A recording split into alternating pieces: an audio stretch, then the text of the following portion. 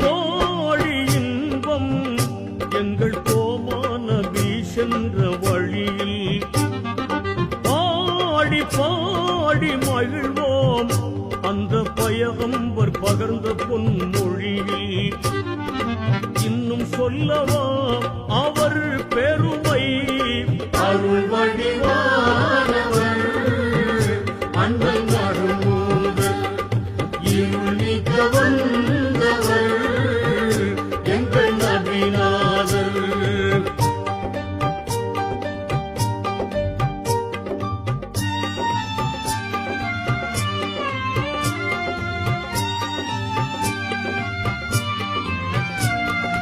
ஆதியை தந்த வடிவம் அன்னை ஆமீனார் ஈன்றெடுத்த செல்வம் நீதி நிலை நாட்டிய